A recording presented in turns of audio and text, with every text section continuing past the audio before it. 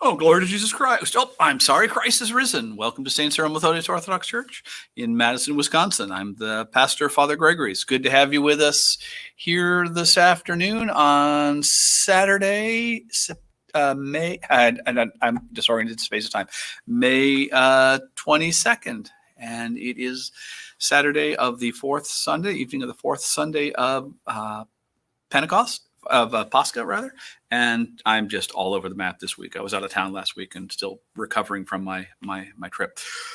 Sunday of the Paralytic. So on the way in this afternoon rather, I was listening to a fascinating podcast, Gender: A Wider Vision, and it's hosted by two psychotherapists, one in Ireland and one down in Houston, who work primarily with children. Adolescents struggling with gender dysphoria and issues surrounding transgenderism.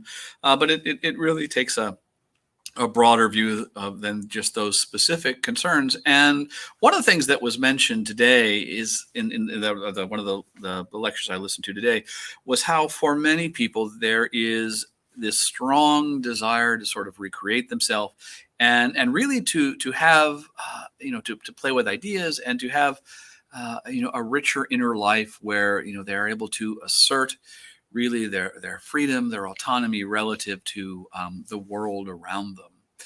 As I was thinking about that, I realized, and the way I formulated it probably gives you a hint of where I'm going, is that this really is fundamentally what the spiritual life is. This is what we are offered when we take seriously the cultivation of the inner life. Saint Macarius says the heart is infinite, that it contains God and dragons.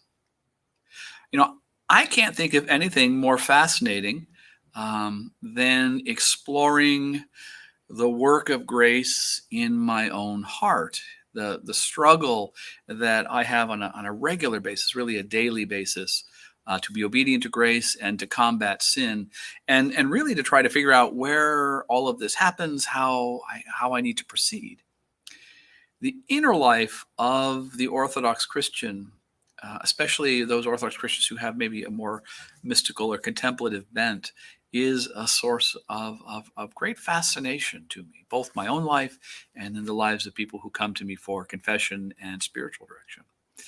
And I can't help but wonder if maybe so many of the issues we see around gender dysphoria, transgenderism, other kinds of things like that, if maybe they don't emerge out of an impoverished understanding of our own inner lives. One of the comments that the therapists make, and they make it several times, is that, the push now is to medicalize these concerns to become a new person, and by engaging in gender reassignment surgery or gender conforming surgery, I forget the new title.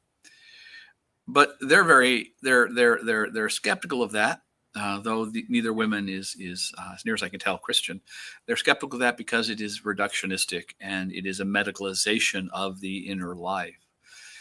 I can't help but wonder if maybe one of the things that we as Orthodox Christians have to offer people in these very confusing times is not a withdrawal from the everyday life, but rather an appreciation for the importance of the inner life in determining and guiding how we live our everyday lives. What if, when we see things around us that that are wrong, what if our first response was not, how do I fix this? But what needs to change in me so that I can respond in a manner which is redemptive, which is healing, which is Christ-like, deifying? What if the response to sin and dysfunction and pathology in the world was to take first that inner turn and look inside and ask myself, what needs to change? Maybe what needs to change is something needs to stop, but maybe something needs to be encouraged. Maybe, for example, when I see injustice, I need to foster in myself a sense of courage, of a willingness to not engage or not to affirm injustice.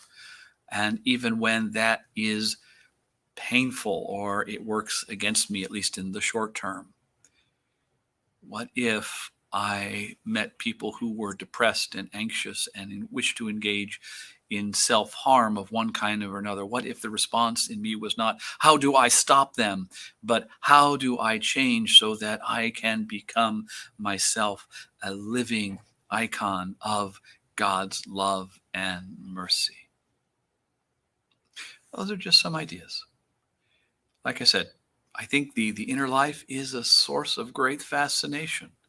And I think it meets some of the great psychological needs that we see in our time that people are trying to meet through not only just transgenderism, but also politics and a rejection or of science or an overemphasis on science.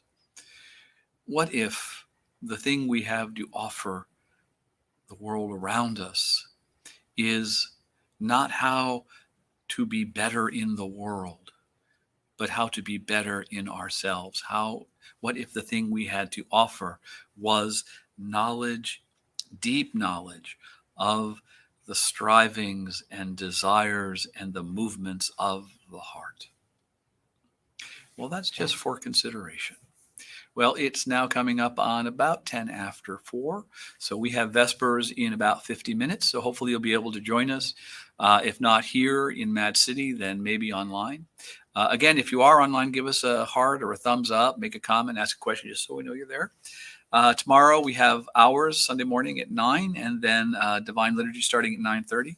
And one of our parishioners, Kira, her dad, who is a deacon, Deacon Peter, will be with us this afternoon and tomorrow morning. So that'll be lovely as well. So hopefully you'll be able to be with us as well. All right. Well, I've got to go. Got to get ready for Vespers. Again, Christ is risen, and I'll see you in about 50 minutes. All right. God bless you, and bye-bye.